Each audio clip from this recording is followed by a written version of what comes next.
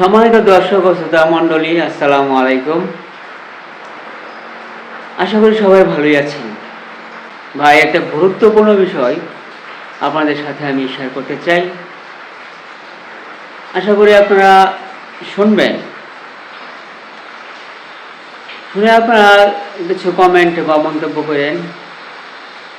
আর এই বিষয়টা সম্পূর্ণ আমার ব্যক্তিগত জীবনে ঘটলেও আপনাদের সাথে মনে হয় কিছুটা মিল পাওয়া যাবে। আপনাদের সাথে মিল থাকবে, মিল আছে সম্ভবত। যেমন ধরেন, আমি একজন মানুষকে অত্যন্ত কাছের মনে করি, সেও মনে করে অত্যন্ত কাছের মানুষ। সে আমাকে কিছু টাকা দিয়েছিল, কয়েক ধাপে আমাকে কিছু টাকা দিয়েছিল। কোনো সময় 5,000, কোনো সময় 10,000, কোনো সময় 30,000।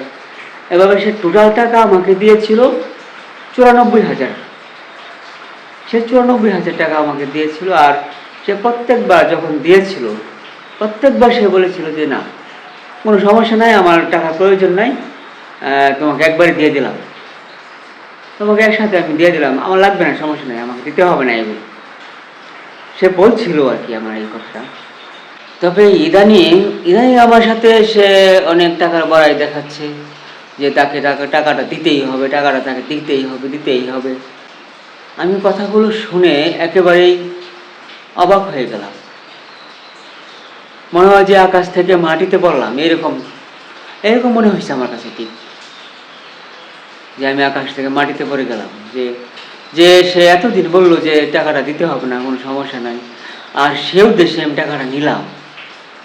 আমি জানি আমি তাকে টাকাটা কখনো পেড করতে পারবো না, কোনো সময় পেড করতে পারবো না, কারণ আমি দরিদ্র মানুষ, আমি গরিব মানুষ, আমি টাকাটা তাকে দিতে পারবো না, এটা আমি জানি, আমার জানা আছে। ঠিক সেজন্যই আমি টাকাটা নিয়েছিলাম। এখন প্রথমত সে অনেক সততা দেখাইছিল, যে সে অনেক সৎ ব্যক্তি। সে তার মধ্যে এমন একটা আচরণ দেখাইছিল।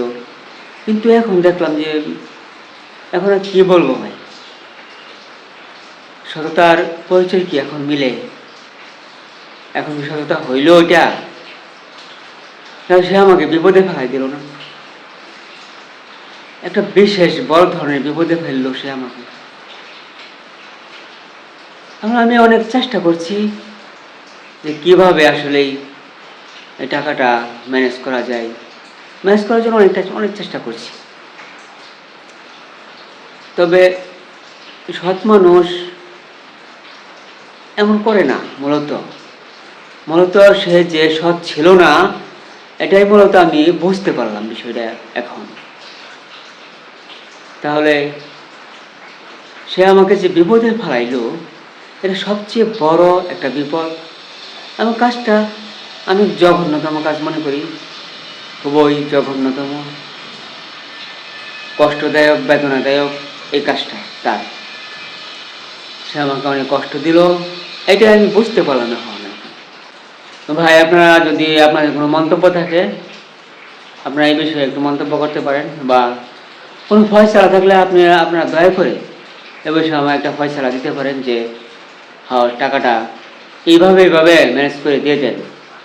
আপনারা সামান্য একটু সমাধান দেওয়ার চেষ্টা করেন, যাতে আমি আপনাদের কাছ থেকে একটা বিশেষ সমাধান পাই।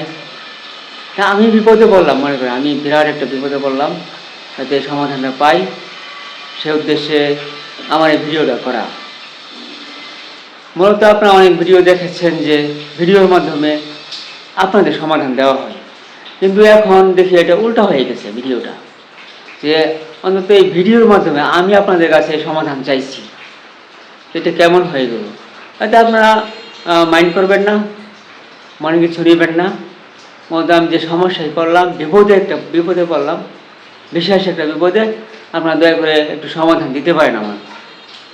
কমেন্টের মাধ্যমে আপনারা বিভিন্ন সমাধানের কথা লিখতে পারেন, যে কীভাবে আসলে, কারণ এই বিপদ কিন্তু আপনার জীবনে ঘটতে পারে অথবা ঘটে গেছে, দুটার একটা।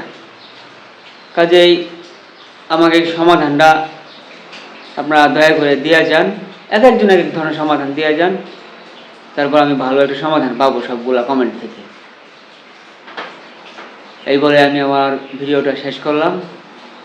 সবাই ভালো থাকবেন, সুস্থ থাকবেন এবং সৎ মানুষের পাশে থাকবেন। আর আসলেই মানুষ চেনা যায় তখনই চিনতে পারবেন যখন আপনি বিপদে পড়বেন। আসলে এই ধরনের মানুষ থেকে আপনারা দূরে থাকবেন, আপনারা বুঝে শুনে বন্ধুত্ব করবেন। ভিডিওটা ভালো লাগলে একটা লাইক দিয়েন, চ্যানেলটা সাবস্ক্রাইব করে আমাদের পাশেই থাকেন প্লিজ।